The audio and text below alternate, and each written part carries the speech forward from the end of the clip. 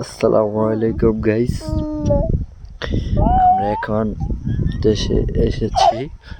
দেশের ওয়েদারটা কত সুন্দর দেখেন, ওয়েদারটা কত কালার, কত ফাইন লাগছে। গাছ গাছা আছে অনেকটা সুন্দর। যারা এলাকায় আসেন না, এলাকায় না আসলে বুঝবেন না এলাকার অনেকটা ওয়েদারটা অনেকটাই সুন্দর।